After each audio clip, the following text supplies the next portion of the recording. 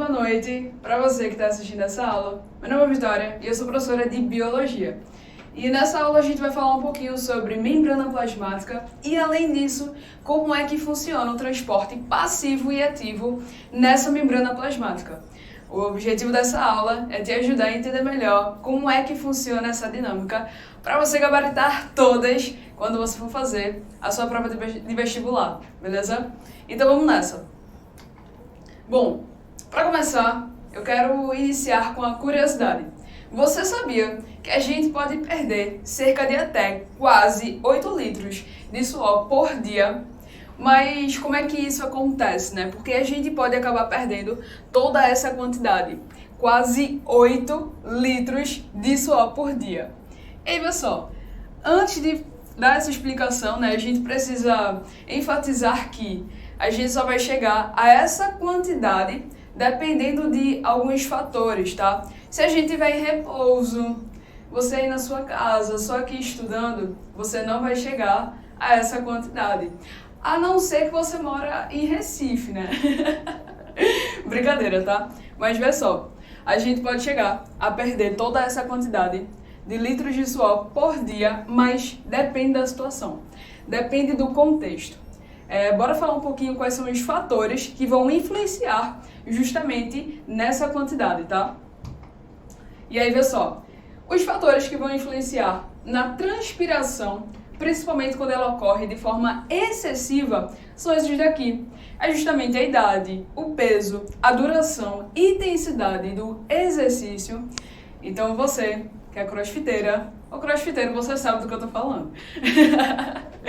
E aí, vê só, da roupa e da temperatura do ambiente, né? Então imagina, você de meio-dia com um casaco na rua. Pô, percebe? Então, vê só, mas em repouso, o valor diário, ele costuma ficar entre 600 ml e 1,5 litro, e justamente essa quantidade, tá? Então, assim, quando você estiver em repouso, não vai chegar a cerca de 8 litros. Vai depender justamente desses fatores aqui, beleza? E aí, pessoal, a gente falou sobre o suor, a gente falou sobre essa questão da transpiração e da quantidade, mas eu te faço essa pergunta. De onde é que vem o suor? De onde é que vai vir essas substâncias? E aí é onde a gente entra justamente no assunto de membrana plasmática. O que é que vai acontecer? Se liga. Quando a gente fala sobre o suor, sobre a questão da transpiração, você precisa lembrar que quando a gente está falando sobre a transpiração, de onde é que vai vir essa água? De onde é que vai vir essas substâncias do suor? Essa transpiração, essas substâncias, ela vai vir justamente a partir da seguinte situação. Quando o nosso corpo ele é exposto a calor. Quando o nosso corpo ele vai ser exposto a calor, o que é que vai acontecer? Vai vir justamente o suor. Como é que vai acontecer esse transporte a partir da membrana? Você precisa lembrar que sobre a questão da diferença das substâncias polares e apolares. A gente vai relembrar isso mais direitinho lá na frente, mas eu quero que você guarde isso aí na sua cabeça, tá? Que existe a diferença de substância apolar com a substância polar. E eu quero que você lembre da aula passada. Se você não viu, pausa essa aula e vai ver a aula passada. Quando a gente fala sobre a água, a gente precisa lembrar que a água ela é uma substância polar. E se a água ela é uma substância polar, ela só vai dar match, ela só vai ter afinidade também com substâncias que são polares, beleza? Então vamos nessa. Então quando a gente fala sobre de onde vem o suor, o primeiro ponto é que para poder esse suor, para poder essa transpiração acontecer, quando você está ali durante um exercício físico, ou talvez até mesmo ali naquela apresentação de trabalho e bate nervosismo, o que é que acontece?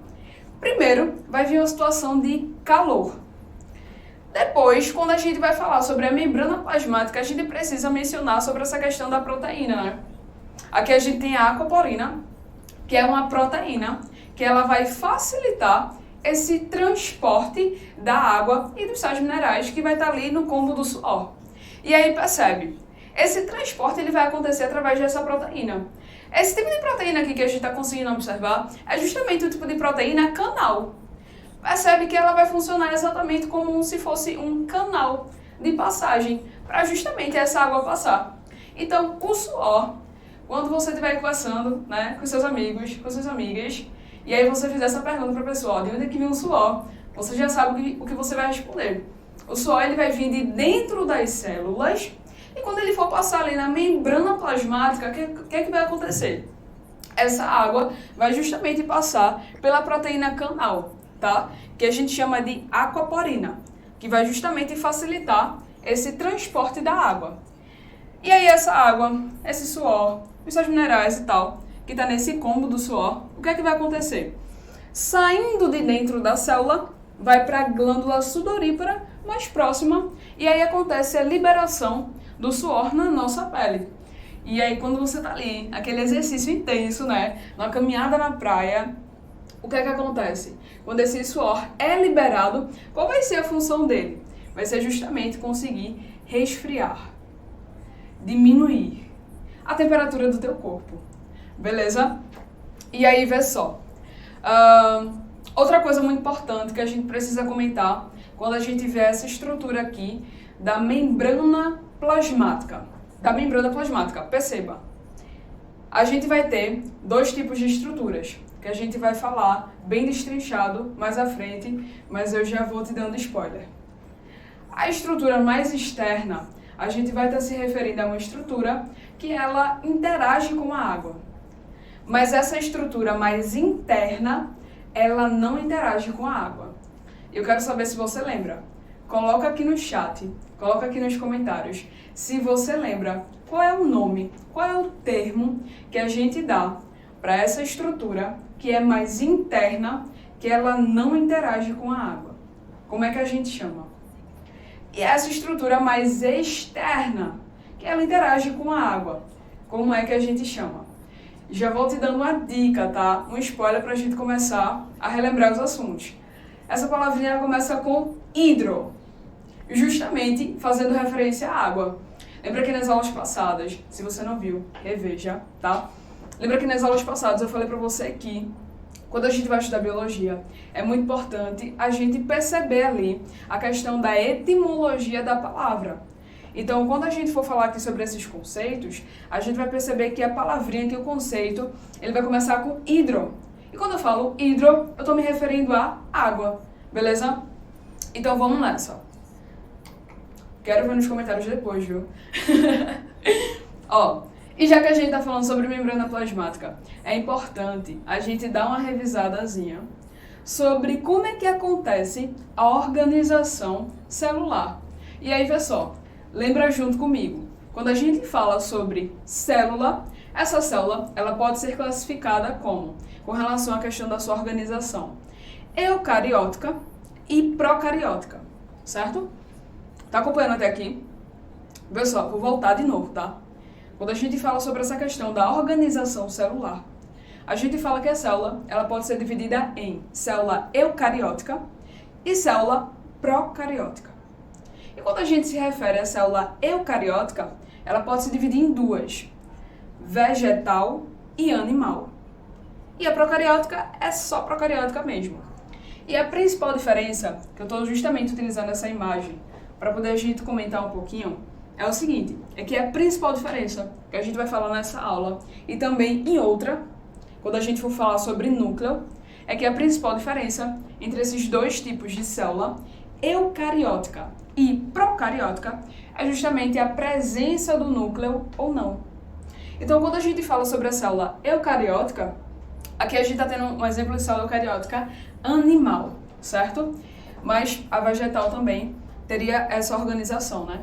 Mas quando a gente fala sobre a célula eucariótica em si, ela vai apresentar núcleo, tá? Essa é a principal diferença. Enquanto que a procariótica, ela não tem núcleo. Beleza? Então percebe, né? A célula, de fora para dentro, vai ter a membrana plasmática, que é justamente o tema dessa aula de hoje, que a gente vai falar um pouquinho sobre. Quais são as características, quais são as funções, quais são as especializações dessa membrana. E depois a gente comenta sobre como é que acontece o transporte passivo e ativo através dessa membrana. Então, tem a membrana plasmática, as duas células possuem membrana plasmática, envoltura nuclear. Como é que a célula procariótica, ela vai ter a envoltura nuclear se ela não tem núcleo. Então a gente já consegue perceber aí a diferença. Isso é muito importante para a prova, tá? É nesse momento que você pega aí o seu papel, né, caderno, caneta ou lápis, enfim, o que você estiver usando e anota, beleza? A principal diferença entre a célula procariótica e eucariótica é justamente essa questão, uma das, né? A presença do núcleo ou não. E aí lembra, eu vou repetir de novo. Quando a gente fala sobre a célula eucariótica, vai ter núcleo. Mas quando a gente fala sobre a célula procariótica, não tem núcleo. E a gente vai aprofundar sobre essa questão de tem ou não tem e como é lá na aula sobre núcleo, beleza? Então vamos nessa. Envoltura nuclear, material genético. As duas células vão ter material genético. Citoplasma, as duas vão ter. E aí vamos nessa. Então anota no caderno, né? Basicamente uma célula, ela vai se organizar, ela vai ter 3 estruturas que você precisa ter na cabeça. Membrana plasmática, citoplasma e núcleo. E aí lembra, quando eu falo sobre a célula procariótica, ela não tem núcleo. Então, observação, exceto as espécies que possuem uma organização celular procariótica, como por exemplo as bactérias, as cianobactérias e por aí vai, que não possuem um núcleo verdadeiro, um núcleo sendo delimitado por uma membrana, que é justamente a carioteca, né? E aí vamos nessa. Sobre as funções da membrana plasmática. Ó, pessoal, antes da gente falar sobre quais são as funções da membrana plasmática e eu te explicar o porquê tem um capacete aqui de moto e o porquê tem uma porta aqui, eu quero que você comente agora no chat de onde é que você está falando. De onde é que... Ó, apareceu agora um programa, né, da TV. Eu quero saber de onde é que você está assistindo essa aula. Eu tô aqui de Recife, Pernambuco. Mas e você? Eu quero que você comente aqui no chat, eu vou ver, tá? Diga qual é o estado que você tá, qual é a cidade que você tá assistindo essa aula, né? A essa hora da noite, ou talvez depois gravada. E também, se você chegou até aqui, até essa aula, eu quero que nesse momento você vá lá no botãozinho do gostei e aperte esse botão para justamente a gente saber se você realmente está gostando ou não da aula, né? É justamente uma métrica e também, além disso, para a gente saber se você está gostando ou não. Além disso, a gente consegue também fazer com que esse conteúdo ele seja entregue para mais pessoas, beleza? Então vamos nessa. Ó, você já colocou aí nos comentários, né? De onde é que você está falando? De onde é que você está assistindo essa aula? E agora eu vou falar para você como é que funciona justamente essa questão das funções da membrana plasmática. Então vamos nessa. Quando a gente fala sobre membrana plasmática, lembra que a primeira função que você precisa ter na cabeça é que a membrana plasmática ela vai fazer o quê? Ela vai revestir a célula. Então, percebe? Justamente utilizando aqui esse exemplo da moto, né, do capacete, que eu vou explicar daqui a pouco, o porquê o capacete. Mas, percebe, né? Os motoqueiros, dia de chuva, eles utilizam revestimento, que é justamente a capa de chuva. Então, a membrana plasmática é como se fosse isso. Vai estar revestindo ali toda a célula, tá? Esse revestimento vai garantir ali uma proteção aos choques mecânicos. E aí agora entra a explicação do porquê o capacete, né? Então, se você aí já andou de moto ou já viu alguém andando, você sabe que precisa utilizar o capacete por medida de segurança, para justamente proteger a cabeça, né? Então, percebe, a membrana, por isso eu coloquei o capacete, para justamente a gente fazer essa brincadeirinha, essa comparação. Então, a membrana plasmática, ela vai ter essa função. Ela vai revestir a célula e, além disso, ela também vai garantir proteção a essa célula, a choques mecânicos, beleza? E, por isso, o capacete. Agora eu vou te explicar o porquê da porta. E, para falar sobre a porta, eu quero que você entre aqui comigo dentro de uma historinha. E aí é o seguinte, vê só. Sua casa / apartamento, né? Onde você mora, existe uma porta. E existe também uma porta aí no seu quarto, né? E aí, vê só, essa porta, qual é a função dessa porta? E também qual é a função do porteiro, né? Dos prédios, dos edifícios. Percebe que o porteiro, e que também a porta, você ali, né? Controlando a sua porta, você vai justamente regular quem entra e quem sai. principalmente quem entra na sua casa, quem entra no seu quarto. Então assim, né, pelo menos em casa, mãe sempre fala que quando chega a visita, já fecha o quarto. Não sei se você é assim também, se você é, comenta aqui. Chegou a visita, já vai pro quarto e fala, não, não quero ver ninguém. Então, pessoal, então como é que funciona, né? Então percebe, quando a gente fala justamente sobre essa função da membrana plasmática, a função mais importante, e por isso eu tô contando essa historinha, que é para fixar na sua cabeça, é que uma das mais importantes funções da membrana plasmática é a permeabilidade seletiva. Ela vai ter esse poder que você tem aí na porta do seu quarto, né? Justamente de controlar, de regular quem entra e quem sai. Então, a permeabilidade seletiva é exatamente isso. É justamente a membrana plasmática controlando, regulando quais são as substâncias que vão entrar para a célula e que vão sair da célula. Beleza? Então, eu quero que você lembre desse exemplo, porque aí fica bem mais simples para você lembrar do assunto. Então, essa questão da permeabilidade seletiva é justamente essa seleção de quem entra e de quem sai, beleza? Então vamos nessa. Então, ó, permeabilidade seletiva, a membrana plasmática ela vai selecionar as substâncias que podem entrar e que podem sair. Sobre as características da membrana plasmática, vê só, possui uma espessura de 8 nanômetros, super fina, tá? O mais importante, quando a gente fala sobre as características da membrana plasmática, é a gente lembrar que ela vai ser lipoproteica. E a gente lembrar o porquê ela é lipoproteica. Quando eu falo lipo, eu estou justamente associando ao quê? A lipídio. E quando eu falo proteica, a gente está justamente se referindo às proteínas. Então percebe, a composição da membrana plasmática, ela vai ser lipoproteica. Lipo de lipídios, proteica de proteínas.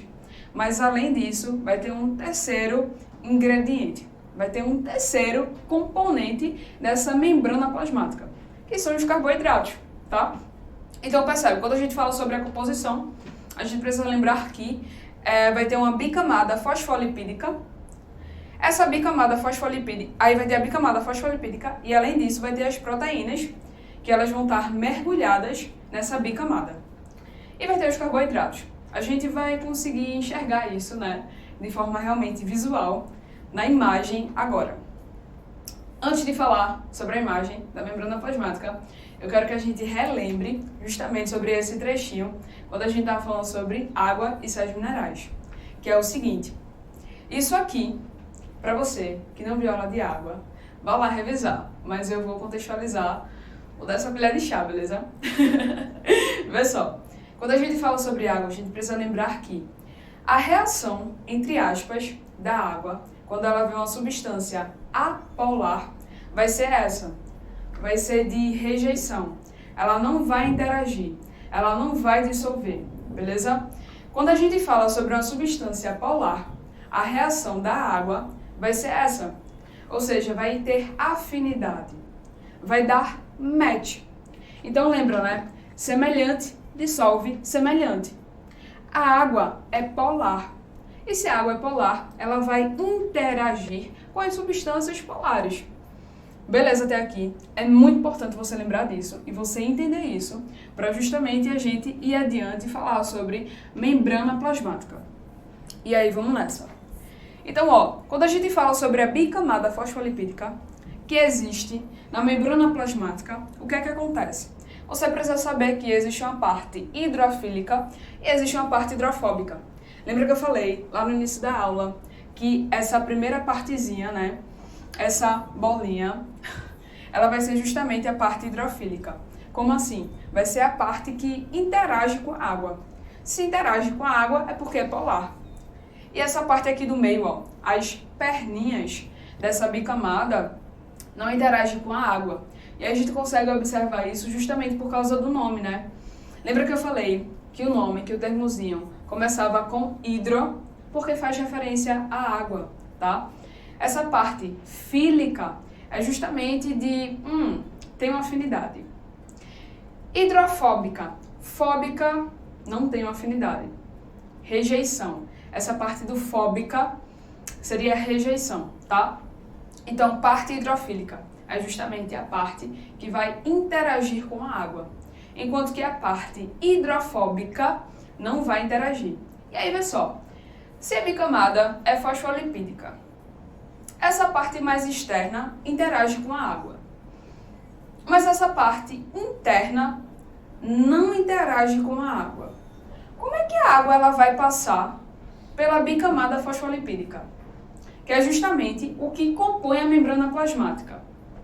E aí? Eu quero que você responda agora nos comentários, tá?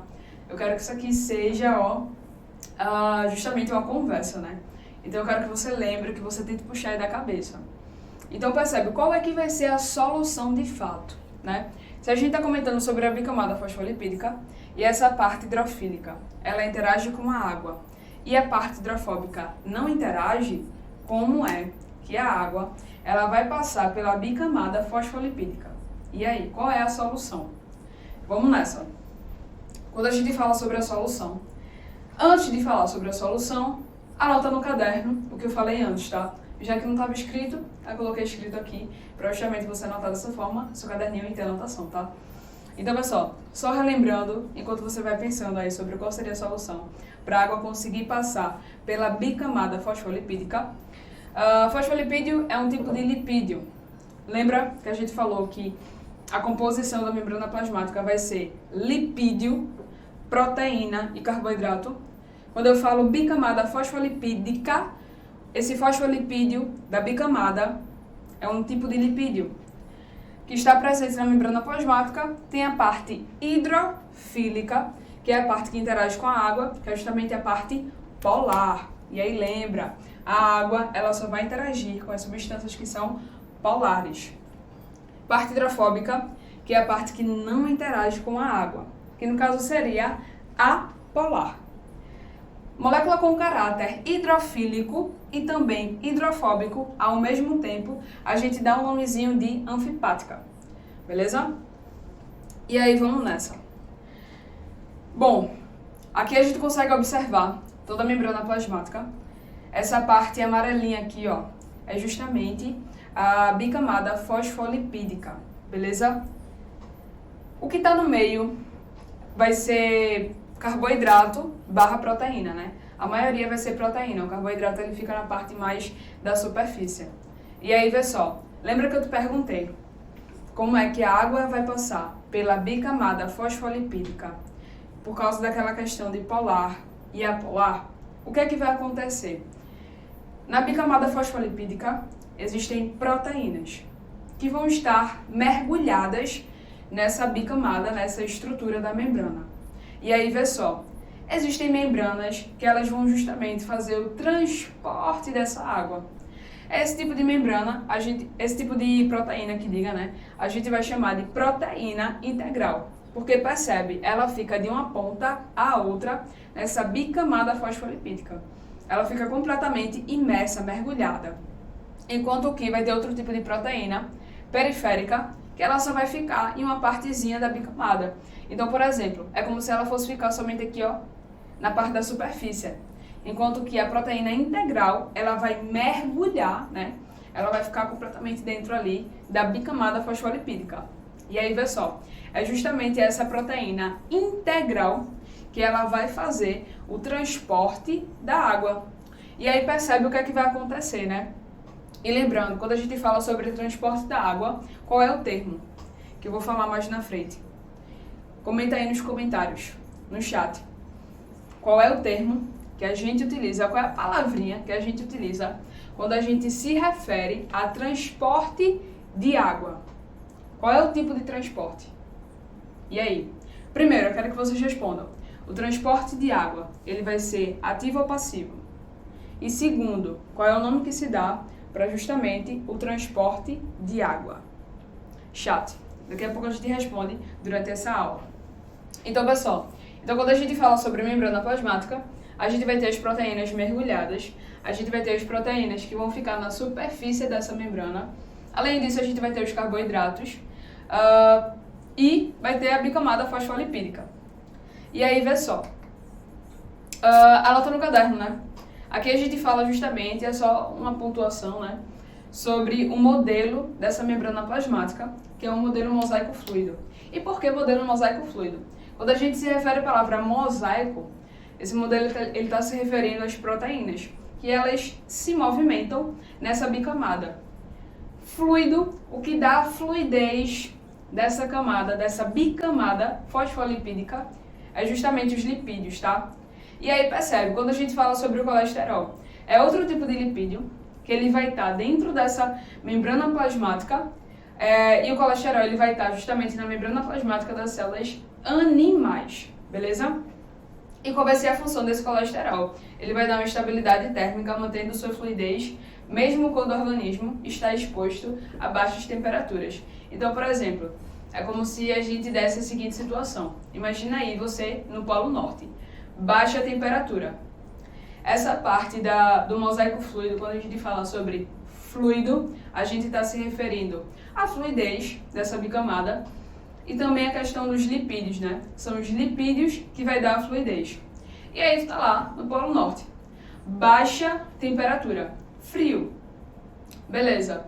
O que é que vai acontecer com essa estrutura? A tendência dela vai ser ficar rígida. E aí o que é que acontece? Se eu tenho colesterol, que é esse tipo de lipídio, ele vai dar justamente uma estabilidade térmica, mantendo a fluidez da membrana plasmática. Beleza? O que a gente acabou de comentar sobre a questão dos tipos de proteínas que vão estar dentro dessa membrana plasmática, né? Dentro dessa estrutura. Proteína integral e justamente a proteína periférica. Proteína periférica é que vai ficar na superfície. Então, proteína integral inserida na membrana, proteína periférica vai ficar na superfície dessa membrana. As proteínas com aminoácidos polares. Proteína de canal e proteína periférica. E lembrando, né, proteína de canal é justamente um tipo de proteína que vai facilitar o transporte de água, porque a água ela não vai conseguir ser transportada, ela não vai conseguir passar pela bicamada fosfolipídica. E por que ela não consegue passar? Lembra aí, é justamente por causa da questão da estrutura, que tem uma parte polar e no meio é apolar. E como a água ela não vai ter afinidade, ela não vai se misturar com a apolar, ela não consegue passar. Vai ter uma dificuldade. Então, a proteína de canal é justamente como se fosse um canal. Vai facilitar esse transporte, beleza? E aí, vamos nessa. Muito importante. Sobre o glicocálix. Função. Reconhecimento celular, retenção de nutrientes e enzimas importantes para a célula, e ele vai proteger a célula. Os animais, eles não possuem parede celular, possuem glicocálix. Duas coisas para falar muito importante para você. Presta atenção. Lembra que a célula cariótica, ela pode ser vegetal e ela pode ser animal. Quando eu me refiro à célula cariótica animal, a gente vai justamente se referir também a essa estrutura, que vai estar nessa célula cariótica animal, que é o glicocálix. Tá, Vitória? Tu falou as funções, mas eu não entendi direito qual seria o exemplo justamente da função desse glicocálix. Percebe o que é que vai acontecer? O glicocálix, ele vai ser justamente, ele vai interferir ali na questão do transporte de órgãos. Porque percebe, quando a gente fala sobre reconhecimento celular, é justamente essa questão. Então, quando uma pessoa ela não consegue aceitar, quando acontece o transplante do órgão e o corpo dela, né, o organismo, acaba rejeitando, a gente está justamente se referindo a essa estrutura aqui, que é responsável pelo reconhecimento celular, beleza? Essa estrutura aqui, ela também é muito importante quando a gente está ali, quando está acontecendo a formação das células, o desenvolvimento. E para a célula, ela meio que entender, ela reconhecer que ela está no lugar certo. Então, por exemplo, se a gente está falando sobre uma célula epitelial, onde é que deve estar uma célula epitelial? Ela tem que saber qual é o lugar dela, saca? E aí, vamos nessa. Aqui são as especializações da membrana plasmática. A gente ainda falando um pouquinho sobre as funções dessa membrana. E aí, pessoal, basicamente são 4, as mais importantes, né? Microvilosidade. Pô, quando a gente fala sobre microvilosidade, a gente precisa falar sobre a célula intestinal, que vai ter justamente esse tipo de especialização para facilitar a absorção de nutrientes. Tá, Vitória, mas o que é que seria essa microvilosidade? Como é que seria isso? E aí, pessoal, quando a gente fala sobre a microvilosidade, é justamente sobre essa estrutura daqui, ó. De forma bem simples, eu quero que você pegue a palma da sua mão, de verdade, ó, faz o exercício aqui comigo, para você não esquecer esse assunto, beleza? E se aparecer na prova, você conseguir gabaritar. Então, olha só, pega a palma da sua mão. A microvilosidade é isso aqui, ó. É justamente isso. Percebe que é bem parecido com a imagem, ó. E aí, pessoal, então quando a gente fala sobre microvelocidade, eu quero que você agora pegue a palma da sua mão e faça esse movimento, exatamente como eu estou fazendo. Que é para você lembrar, tá? Então, pessoal, quando a gente fala sobre microvelocidade, o que é que acontece? A gente está aumentando a superfície de contato daquela membrana para poder, dessa forma, aumentar a absorção de nutrientes, beleza? Para aumentar a superfície de contato. E se eu consigo aumentar a superfície de contato, eu consigo facilitar a absorção de nutrientes. E aí vamos nessa. Sobre as outras especializações. Zônula de adesão. Muito simples, o próprio nome está falando. É bem sugestivo. Se é zônula de adesão, aderir. Lembra de adesivo. Vai unir as células, beleza? Oclusão. Vai impedir que um líquido passe no meio das células. Então é isso aqui, ó. É justamente essa junção. E aí, essa especialização, a função dela é impedir que um líquido passe no meio. É simples. Vamos lá, para a próxima. Junções gap ou comunicantes. Vai fazer o transporte de substância. Então imagina que quando a gente fala sobre junções gap / comunicante, é como se fosse canais que vai existir entre as células para justamente acontecer esse transporte de substâncias. Beleza? E aí vamos nessa. Outra especialização, para a gente finalizar, é o desmoção. Ele vai unir fortemente as células. Então, por exemplo, se eu pegar aqui, ó, meu braço e puxar a pele, ó, tô puxando. Quando eu faço isso, a pele, ela, tipo, não rasga. E ela não rasga justamente graças... Nossa, ficou vermelho. E ela não vai rasgar justamente por causa do desmoção. Percebe como é forte? Então, a gente precisa agradecer a essa especialização, que ela vai estar justamente fazendo essa função, né? As células epiteliais, todas elas lá, elas vão estar unidas. Unidas venceremos, né? Elas vão estar unidas fortemente, justamente fazendo essa função de união. Então, percebe, uma coisa que eu queria que você percebesse, tá? Faz um jogo de, entre aspas, 7 erros aqui comigo. Na verdade, é um jogo de comparação. Desmossomo, une. Adesão, une. Eu tenho duas especializações que elas têm funções semelhantes, de unir. Então, quando você repara isso, você consegue entender mais um pouquinho, tá?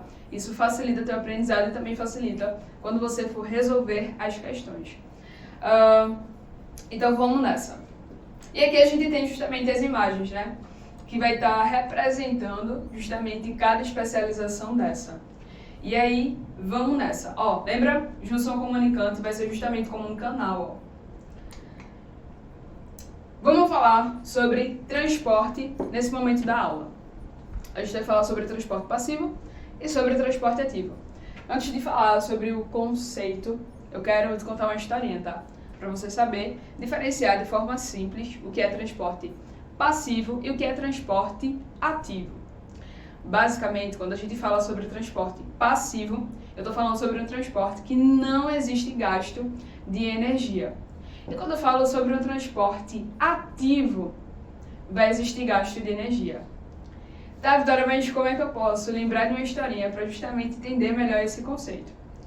Eu quero que você lembre quando você vai, por exemplo, subir no ônibus. Você vai pegar o busão para ir para a escola, enfim, para se transportar, né? Ó, a sacada. Você vai pegar justamente o busão para poder ir para algum lugar. E aí percebe. Quando você entra, basicamente, o ônibus ele tem dois espaços, né? Vai ter aquela parte ali onde o motorista fica, que é antes da catraca, e depois vai ter o espaço depois da catraca. E aí, pessoal, pensa comigo.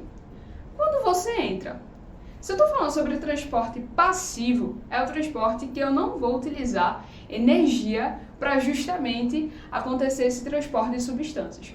Então pensa comigo, quando você está lá na frente, e aí você vai passar da catraca para o outro lado. Se a parte da frente ela tá cheia de gente, qual vai ser a tendência? Percebe, você entrou no busão, viu que aquela primeira parte ali, antes da catraca, estava cheia de gente. A galera não estava passando, enfim. E aí, depois da catraca, tinha uma menor quantidade de pessoas. Quando você entra no ônibus, qual vai ser a tendência? Tu vai ficar ali, naquele comecinho, né, antes da catraca, ou tu vai passar da catraca? Se você for uma pessoa normal, entre aspas, né, a tendência vai ser justamente tu preferir um local onde não tenha tantas pessoas, né? Até porque já existe um calor, então... Então percebe, então você entrou ali no busão antes da catraca e aí você passa. Porque na frente, nesse momento, onde tem o espaço ali onde fica o motorista, antes da catraca, tá cheio de gente. Então preste atenção na historinha, visualiza junto comigo para poder a gente facilitar esse processo de ensino-aprendizagem. Então pessoal, tu entrou no busão antes da catraca, tá cheio de gente. Qual vai ser a tua tendência? Passar para o outro lado, que tá com a menor quantidade. Então tu não está gastando energia. A tendência vai ser justamente sair de onde tem mais para onde tem menos. Agora vê só, ativo. Tu entrou no busão. E aí tu precisa passar depois da catraca porque tu já vai descer. E aí tu vai ali no comecinho, tem poucas pessoas, mas justamente depois da catraca tem muita gente. Imagina isso, tá? Você entrou no busão, passou ali, né? Colocou ali o seu bem estudantil, passou pela catraca. Tem muita gente. O trabalho que você vai ter para passar por todo mundo, né? É quase ali que uma brincadeira. Tem um jogo que eu esqueci qual é o nome. Mas enfim, que é justamente meio que isso, meio que um labirinto. E aí você vai passando ali pelas pessoas. E se você tiver com mochila, aí que a brincadeira fica melhor ainda, né? Pra não ser pior. Então percebe, olha a energia que tu vai gastar. Enquanto que, quando a gente pensa justamente naquele outro cenário, em que não tem gente depois da catraca, você vai andando de boinha, senta ali no seu lugar, ou se não fica em pé, e você não gasta energia para justamente se movimentar. Tá entendendo? Então, pessoal, quando eu falo sobre transporte passivo, é como se fosse o primeiro exemplo, o primeiro cenário. Tu não gasta energia. Quando eu falo sobre o transporte ativo, você vai gastar energia para justamente fazer esse tipo de transporte. E aí, vamos lá. Então, transporte passivo. Transporte sem gasto de energia. E quando a gente fala sobre energia e célula, a gente precisa lembrar de ATP. Adenosina, sigla do ATP, tá? Relembra junto comigo. A, adenosina. T, tri. O P é de fosfato. ATP, adenosina trisfosfato. Beleza? Tá. Quais são os tipos de transporte passivo? Difusão e osmose. Muito simples. Quando eu falo sobre difusão, eu estou falando sobre o transporte passivo de um soluto. E quando eu falo sobre osmose, eu estou falando sobre um transporte passivo de um solvente. Beleza? E quando a gente fala sobre água, né, sobre um organismo vivo, ou melhor, quando a gente fala sobre solvente e fala sobre organismo vivo, esse solvente vai ser a água, tá? Então vamos nessa. Difusão, soluto, né? Vai ser justamente o transporte sem gasto de energia de um soluto. A difusão ela pode ser simples ou facilitada. Se a difusão for simples, ela vai acontecer ali sem gasto de energia através da bicamada fosfolipídica, que é justamente a composição da membrana plasmática. Mas quando a gente fala sobre uma difusão facilitada, pensa exatamente no conceito da palavra, né? Fica muito fácil. Quando você pensa sobre o conceito, sobre o significado de facilitada, é porque deixou mais fácil, deixou mais simples, deu uma ajudinha. Então, a difusão facilitada ela vai acontecer através de uma proteína. Lembra? Proteína integral, proteína periférica, que vai estar ali na membrana plasmática, é sobre. Então, pessoal, e aí lembra, né? Muito importante isso, tá? Quando a gente fala sobre difusão, eu estou me referindo a um transporte passivo, não tem gasto de energia, e esse transporte vai ser de um só luto, como por exemplo, açúcar. Osmose, solvente, água. Osmose vai ser o transporte passivo pela membrana plasmática. A água vai para onde o soluto está. Decora esta frase. E para decorar esta frase, eu vou contar uma historinha novamente, tá? Sabe aquele amigo ou aquela amiga que só vai para uma festa, só vai para algum lugar se você for? Pronto. A água, ela vai para onde o soluto está. Então eu quero que você comente, tá? Eu quero que você comente aqui no chat, você é água ou soluto, né? O soluto é quem atrai, é o ímã. E a água, ela é justamente atraída por esse soluto. Então, na sua relação de amizade com seu amigo, com sua amiga, quem é você? Você é a água, que é atraída pelo soluto, né? Que só vai para uma festa, só vai para um evento, alguma coisa do tipo. Se seu amigo for, ou você é justamente esse amigo, essa amiga, que justamente atrai a galera aí junto com você. Comenta aqui nos comentários. Ó, pessoal, então a água ela sempre vai para onde o soluto está. E aí a água ela quer se diluir e ela vai justamente ter essa interação com o soluto, beleza? E aí vamos nessa.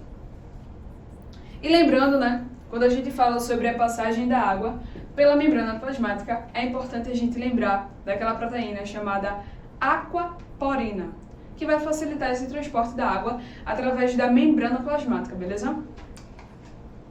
Transporte passivo. Vê só, aqui a gente vai justamente ver como é que acontece esse transporte, né? Que a gente acabou de falar. O transporte passivo, difusão. Lembra? Passivo não tem gasto de energia. Vou repetir isso várias vezes para grudar na sua cabeça. Passivo não tem gasto de energia. Lembra do busão, da historinha do ônibus. Difusão. Se eu estou falando sobre difusão, eu estou falando sobre um transporte que está acontecendo com um só luto. E aí, pessoal, difusão simples, ela vai acontecer através da bicamada fosfolipídica, que é o que está compondo ali a membrana plasmática. E quando a gente fala sobre uma difusão facilitada, é justamente quando acontece através de uma proteína. E essa proteína pode ser proteína canal, que é justamente um canal, ela é livre no meio, ou uma proteína carreadora. Proteína carreadora, imagina que é justamente o seguinte, ó. Ela vai pegar aqui a substância, ela vai pegar o soluto e depois ela joga para o outro meio, beleza? Carreadora, entre aspas, um carregador, beleza? E aí, vamos nessa. Transporte passivo, osmose. Essa parte aqui é muito importante. A gente vai falar um pouquinho sobre como é que acontece a osmose na célula vegetal. Lembra que existe a célula eucariótica e a célula eucariótica. Ela pode ser vegetal ou ela pode ser animal. Então, célula eucariótica vegetal ou célula eucariótica animal. A gente vai falar agora da vegetal.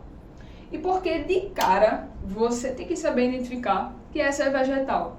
Porque existe parede celular, beleza? Vitória, mas o que é esse negócio verde aí nessa célula vegetal? É justamente a membrana plasmática, ó. Então, percebe, quando a gente fala sobre uma célula vegetal, ela vai ter duas estruturas, né? Que vai ser a parede celular e depois da parede, coladinho, vai ter a membrana plasmática. Beleza? E aí, vamos nessa. Então, quando a gente fala sobre a célula vegetal, parede celular, membrana plasmática, e a membrana plasmática ela está sendo representada justamente pelo verdinho claro. O que é que a gente está falando aqui? Vê só. Duas coisas. Duas coisas. O que é que a gente precisa saber? Ponto 1. Você precisa saber justamente desses nomes que estão aqui em cima. Ponto 2. Você precisa saber uma forma de facilitar esse processo. E como é que você vai saber esses nomes? Então, como assim? Hipertônico. Primeiro, quando a gente fala sobre hipertônico, essa palavrinha do hiper, lembra da etimologia? Quando a gente fala sobre hiper, a gente está falando sobre muito. Por exemplo, eu ia falar de um mercado aqui agora, mas deixa eu ver outro exemplo. Sempre, por exemplo, quando você quer enfatizar alguma coisa. Nossa, acho que ninguém fala isso mais, né? Mas enfim, eu já escutei. O dia no parque de diversões foi hiper, mega legal. Pô, quando você fala hiper, é muito, tá? Então, hipertônico vai ser muito alguma coisa. Isotônico. Iso, coloca na cabeça, igual. Puxa uma setinha, né? Faz uma anotação aí e coloca assim, ó. Iso, igual. Iso, puxa uma setinha e coloca igual. Vitor, como assim? O que é igual? Calma, segura. Respira. Vou falar o porquê. Mas já vai fazendo essa associação. Hiper, muito. Iso, igual. Hipo, menos. Menor. Pouco. Beleza? Hiper, muito. Iso, igual. E hiper e hipo, menos. Pouco. Beleza? Tá, Vitória, mas o que é que isso significa? O que é que danado hipertônico, isotônico ou hipotônico significa? Lembra que eu acabei de te falar? Quando a gente fala sobre osmose, é quando a gente está falando sobre a passagem da água. Beleza. E quando a gente fala sobre essas três classificações aqui, o que é que está acontecendo aqui? A gente está falando sobre para onde a água está indo. E aí, vê só, nesse primeiro, hipertônico, a água está saindo ou ela está entrando? A água está saindo. Mas por que essa água está saindo? Lembra que a gente falou anteriormente assim, ó. Cadê? A água vai para onde o soluto está. E aí, vamos voltar para cá. A água vai para onde o soluto está. Então, quando eu estou falando sobre hipertônico, é porque eu peguei essa célula e eu coloquei ela em um meio hipertônico. Então, fora tem muito soluto e aí essa água, ela vai para onde o soluto está. Então, é justamente aquela brincadeirinha que a gente estava fazendo, né? Que justamente, tipo assim, é quando você vai para algum lugar onde seu amigo está. Então, a água, ela vai para onde o soluto está sempre, beleza? Então, se você grava essa frase, fica bem simples, você conseguir diferenciar o que é que acontece nessas três classificações aqui. Hipertônico, eu peguei a célula e coloquei em um meio que tem muito soluto. Então, a água que está dentro dessa célula vai sair. Vai acontecer uma plasmólise. Por quê? Porque vai acontecer a perda de água da célula e vai acontecer o encolhimento, ela vai murchar, né?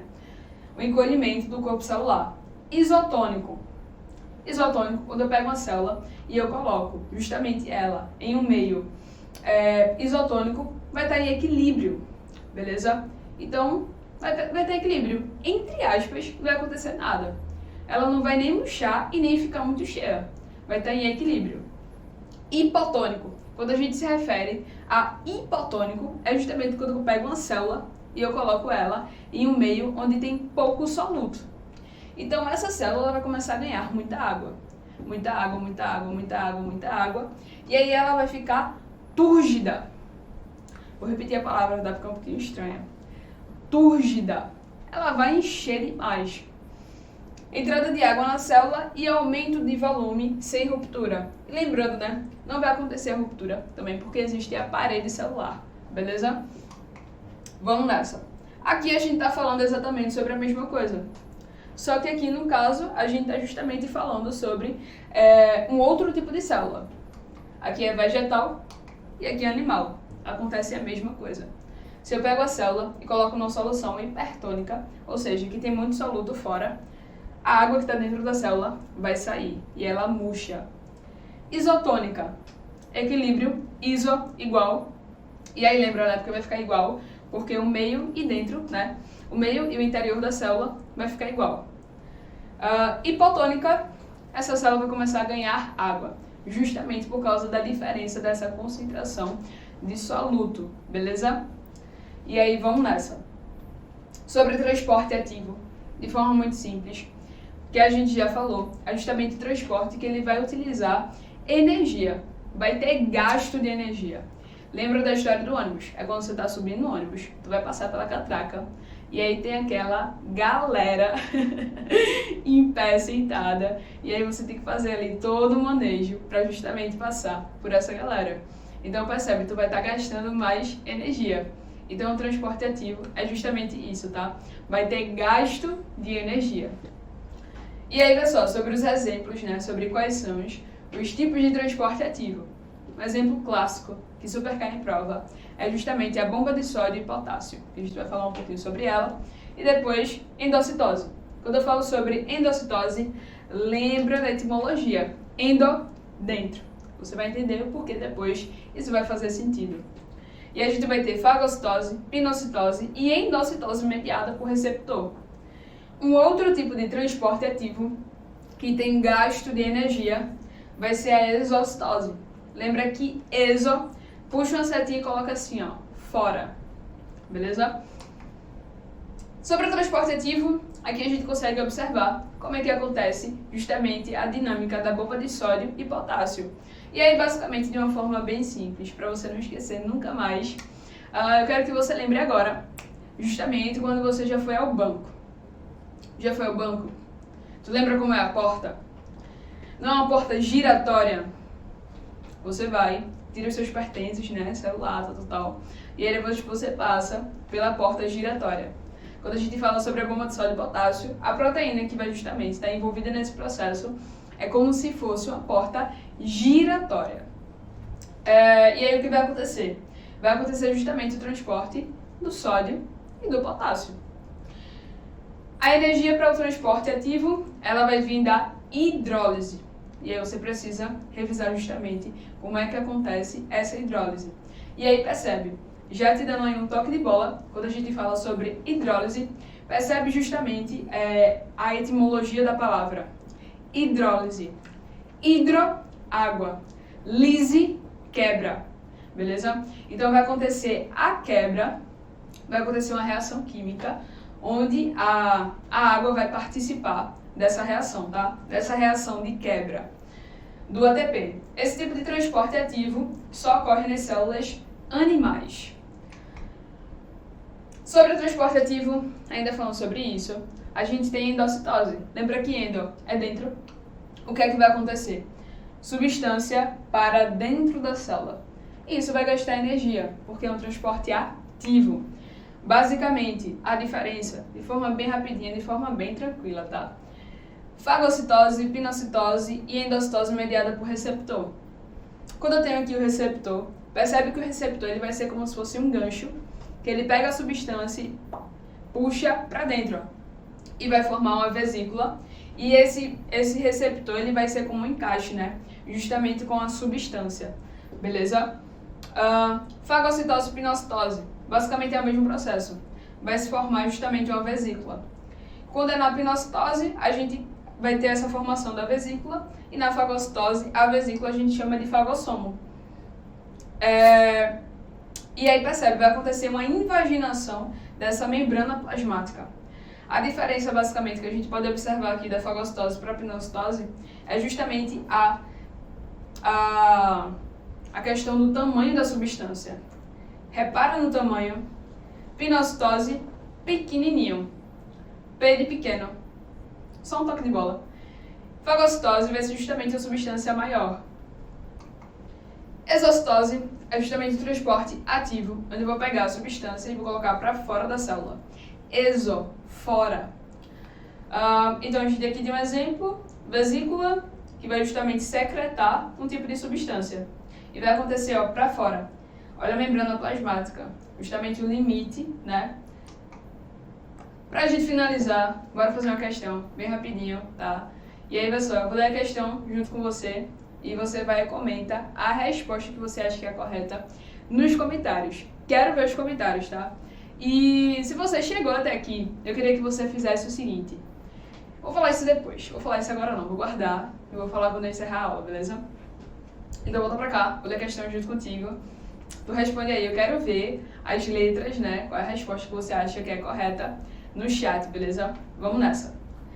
Deve-se deixar o feijão de molho antes de cozinhá-lo.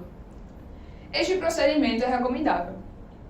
Além da já conhecida redução do tempo de cozimento, ocorre a redução ou eliminação de quantidade considerável dos compostos, chamados taninos e fitatos, que diminuem a digestibilidade de certos alimentos, e dos oligosacarídeos, compostos que causam flatulência, formação de gases intestinais. Quando colocamos o feijão de molho, os grãos aumentam de tamanho e isso ocorre pela entrada de água nos grãos. O processo da passagem de água do meio menos concentrado para o meio mais concentrado é denominado... Qual a letra correta? Qual é a resposta? Vou te dar um minutinho bem rapidinho para você responder essa questão, beleza?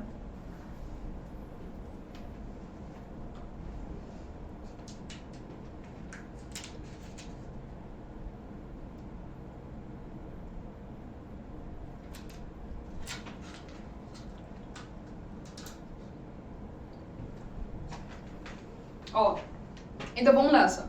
Lembra que, quando eu estou falando sobre estrutura de questão, para você aumentar sua taxa de assertividade, de clareza sobre a questão e também de velocidade, você precisa saber que a questão ela vai ter sempre 3 estruturas. Texto de apoio, comando, alternativas. Texto de apoio. Não precisava ler esse texto de apoio para resolver essa questão de forma específica, tá? Eu poderia ler simplesmente essa parte aqui do comando e conseguir responder. E aí, pessoal, a parte mais importante para você conseguir responder essa questão era só você saber o seguinte. Percebe que aqui ele quer saber qual é o tipo de transporte? Então, primeiro, eu tenho que saber se é passivo ou ativo. Segundo, eu tenho que saber se vai ser soluto ou solvente. E a gente sabe que se é um transporte passivo e tem água no meio, é solvente. Então, eu estou me referindo a osmose. Então, percebe, ó. Como é que eu consigo reparar isso? Como é que a gente consegue reparar isso? A resposta está na questão. Era só saber o nomezinho que se dá ao processo. Quando colocamos o feijão de molho, os grãos aumentam de tamanho. Isso ocorre pela entrada de água. Entrada de água. Se entrada de água, eu estou me referindo a solvente. Se eu estou me referindo a solvente, o processo desse transporte vai ser justamente osmose. O processo da passagem de água. Ficou ainda mais fácil. O processo da passagem de água do meio menos concentrado para o meio mais concentrado é denominado osmose. E eu quero que você lembre, né? A água, ela vai atrás do soluto.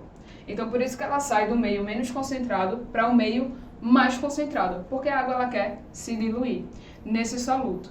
Beleza? E aí, pessoal, resposta, ó. Marque a questão, tá? Repara as palavras-chave para você não ter erro. Resposta, letra B. E para finalizar, se você chegou até aqui, eu quero que você comente nos comentários da aula, não é no chat, tá? Então, quando essa aula finalizar, você vai, volta e comenta nos comentários, que eu vou responder. Comenta nos comentários a palavra ônibus. Só a gente vai entender, que é justamente o que faz parte aqui do transporte passivo e ativo da historinha que a gente conversou. Eu quero que você comente essa palavra para justamente eu saber se você chegou até aqui, esse momento da aula, beleza? Vai ser um código só nosso. Bom, a gente finaliza por aqui.